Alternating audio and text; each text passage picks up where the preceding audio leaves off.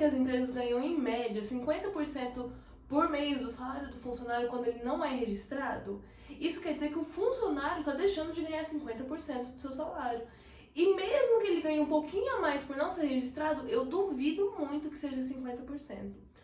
Então você acha que você deveria ser registrado, mas não tem certeza? Continua nesse vídeo que eu vou explicar tudo sobre requisitos de vínculo trabalhista.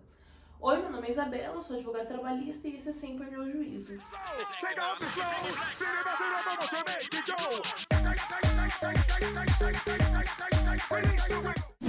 Há uma série de benefícios importantíssimos que você acaba perdendo por não ser registrado, como INSS, FGTS, férias, 13º, seguro-desemprego, caso você seja demitido, a multa de 40%, o saque do FGTS, claro, você não recebeu, mas caso você queira sacar, você não pode, porque você não estava num emprego registrado formalmente.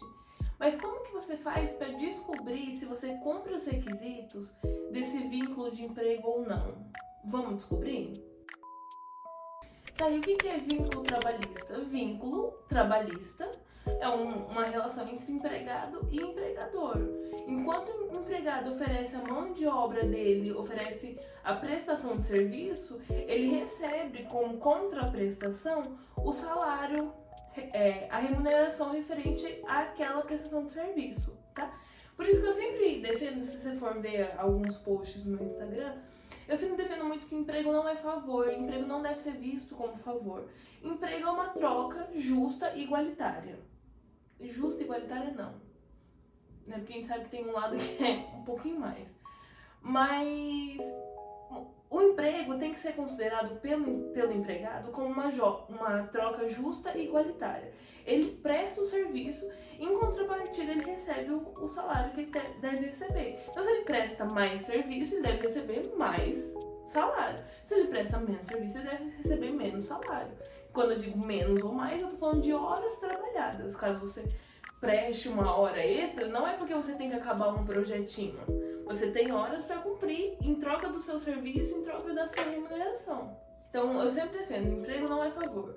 O vínculo empregatício está aí para mostrar isso. É uma troca em que o empregado oferece sua prestação de serviço, sua força de trabalho, sua mão de obra, enquanto que o empregador oferece dinheiro, porque o empregador não está afim de fazer esse serviço, esse trabalho, essa mão de obra, ou não tem o conhecimento necessário para efetuar esse serviço. Entendeu? Basicamente é isso.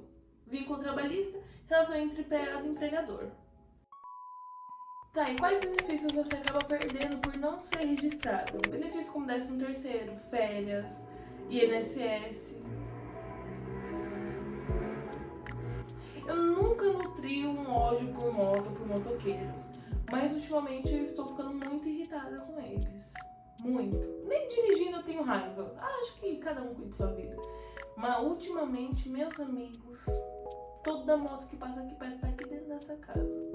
Parece que solta esse escapamento do... Tá, vamos continuar? Eu acho melhor não colocar a parte do odeio motos, porque eu não odeio motos. Só odeio o barulho que elas fazem enquanto eu estou gravando. Tá, e quais benefícios você perde por não ser registrado? São benefícios básicos, como 13º, férias, INSS, FGTS, o seguro-desemprego, no caso de uma demissão. Na verdade, é quando você não é registrado, você acaba sendo um prestador de serviço. Como o encanador da sua casa. O encanador que vem aqui arrumar sua pia, arrumar seu encanamento. Você paga pra ele INSS, FGTS, 13º, vale transporte, férias? Claro que não, né? Você o contrata pra solucionar um problema que você tem e aí vocês decidem, ele passa um valor, você decide se você quer contratá-lo por esse valor ou não e você paga no final da prestação de serviço. É a mesma lógica. Quando você não é contratado, você é considerado pela lei como um prestador de serviço. Você presta serviço pontualmente àquela empresa. Por isso você não tem direito ao recolhimento de INSS, ao recebimento de FGTS, a tirar férias de 30 dias, ao recebimento do 13º, ao recebimento de seguro-desemprego no final do contrato de trabalho. Não é possível. E vale transporte e outros benefícios que a CLT prevê para empregados. Tá, e quais são esses requisitos? Como que eu vou saber se eu sou empregado ou um prestador de serviço?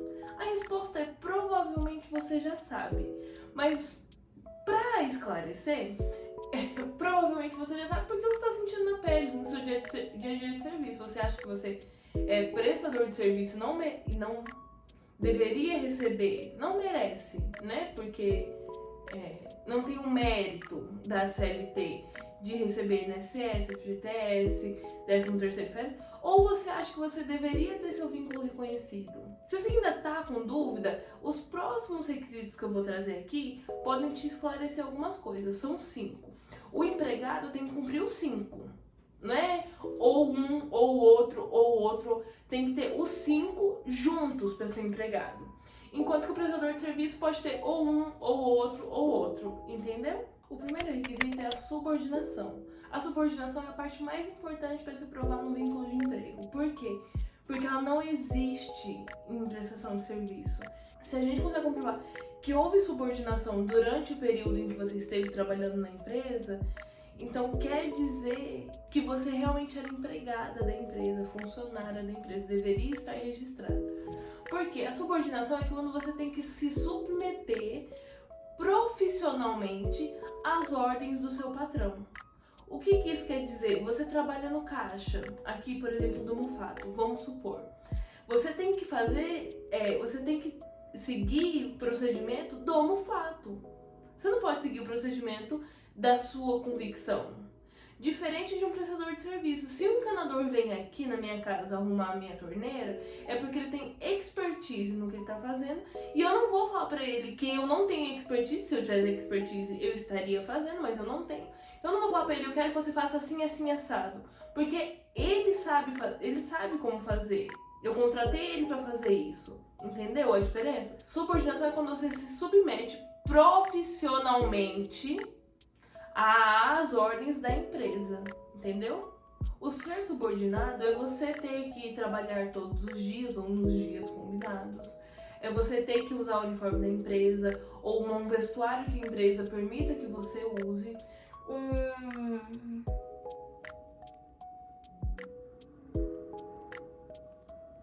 Chegar em um determinado horário que a empresa quer que você chegue, executar o serviço de forma que a empresa quer que você execute. Por exemplo, se eu trabalhasse num escritório de advocacia e eles me enviassem uma inicial. Inicial é quando a gente ajuiza uma ação. Quando a gente entra com a ação, a gente tem que mandar a petição inicial, tá? Então eles querem que eu ajuize uma inicial e eles me mandam um modelo de como que eu tenho que fazer. É pra eu fazer do jeito que eu quero ou é pra eu fazer com base no modelo que eles mandaram? Entendeu? Essa é a lógica da subordinação. Eu tenho o meu jeito de fazer as minhas petições iniciais, mas quando eu estou trabalhando em outro escritório, que eu sou subordinada profissionalmente a eles, então eu tenho que seguir as regras dele, mesmo que eu ache que a minha petição seja melhor. O segundo requisito é habitualidade.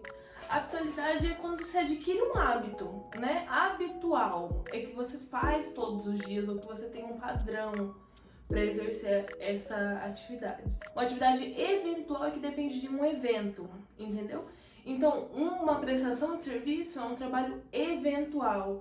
Depende de um evento. Qual evento? No caso do encanador, quando a minha pia estraga. No caso do eletricista, quando minha luz queima, quando dá curto-circuito, algo nesse sentido.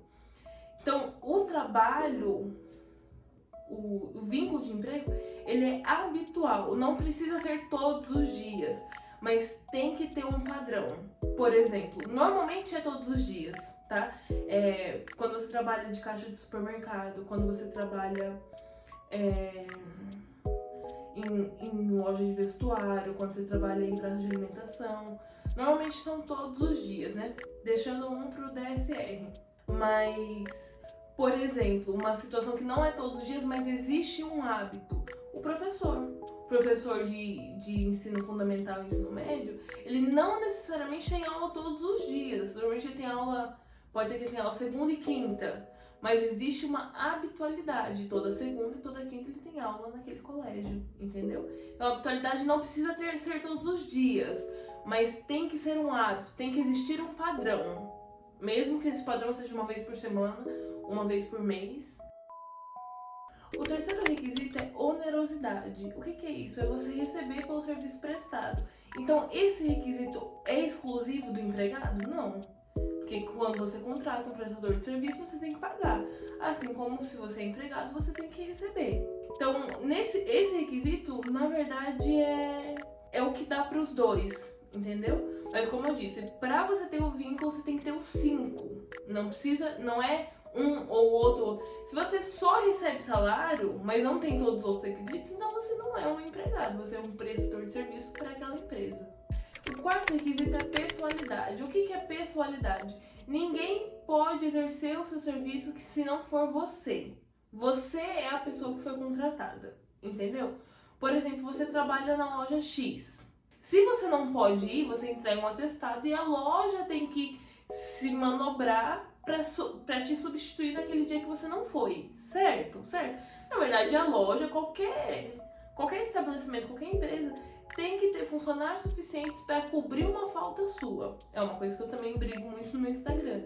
Você não pode se sacrificar tanto pela empresa. A empresa tem que ter uma pessoa para suprir a sua falta caso você decide faltar, porque todo mundo fica doente, todo mundo é humano, todo mundo passa mal. Então não tem como você ir trabalhar passando mal, né? Enfim, não é esse o termo. Só estou dizendo que a empresa tem que ter funcionários para te cobrir caso você falte. Então não fica com esse pensamento, se eu não for, ninguém vai conseguir me substituir, tá? Mas vamos voltar pro requisito pessoalidade. Se você faltar, a empresa tem que arcar com as consequências de você faltar. Ela que tem que designar alguém para ficar no seu lugar, mas não você. Se você pode faltar e mandar outra pessoa no seu lugar, então você não é empregada daquela empresa, entendeu? Se outra pessoa pode te substituir quando você envia a pessoa, então você não cumpre os 5 requisitos do vínculo, porque a contratada é você, mesmo que não seja registrado em carteira. Vamos supor que nesse caso você trabalha sem vínculo, sem registro em carteira, trabalha só para a empresa. Se você falta, você não pode mandar outra pessoa, então é que você tem que prestar o serviço para aquela empresa. Quando você tem que prestar o serviço para aquela empresa, então existe a pessoalidade. Você, só você. Você é insubstituível. Entendeu mais ou menos a lógica? Então, né? Tô passando mal. Liga pra sua irmã e fala: ô, fulano, vai lá trabalhar pra mim? Não tem essa possibilidade.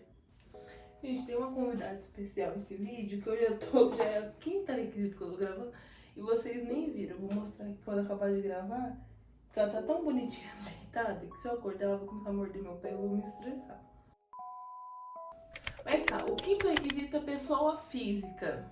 O que é pessoa física? Esse termo é meio ridículo para quem é fora do direito. É que no direito a gente tem pessoas físicas e pessoas jurídicas. Pessoas físicas são como eu e você. Pessoas jurídicas são empresas. Então eu, Isabela, sou uma pessoa física. Agora, a Isabela Onk em advocacia é uma pessoa jurídica. Deu pra entender? Não dá pra eu contratar uma pessoa jurídica para trabalhar para mim. Uma pessoa jurídica para trabalhar para outra pessoa jurídica. Nesse caso é celebrado um contrato de prestação de serviço, que a gente tá falando bastante aqui, né? Porque daí a pessoa jurídica não tem esses requisitos. Ela é uma pessoa jurídica independente, autônoma, assim como essa pessoa é uma pessoa jurídica independente, autônoma. Tá, esse é o único requisito que pode ser derrubado. Como assim derrubado? Pode ser afastado pelo juiz. Por quê? Porque as empresas usam disso para exigir que os funcionários contratados dessa forma ilegal criem um MEI, que é o microempreendedor individual, para dizer, no caso de uma ação trabalhista, que eles eram prestadores de serviço e que eles eram empresas, então pessoas jurídicas, então eles não poderiam ser contratados. Mas se o juiz analisar que os outros 4, tudo cumpre a função certinho, todos os requisitos são cumpridos certinhos, ele pode dispensar esse 5º, porque esse 5º está sendo usado, está sendo condicionado ao empregado para que ele faça uma pessoa jurídica, para que possam burlar a lei. Então, se o juiz analisar que nos outros 4 requisitos estava tudo certinho, mas nesse convenientemente não estava certinho, ele pode tirar esse requisito e considerar os outros 4. Tá, vamos lá.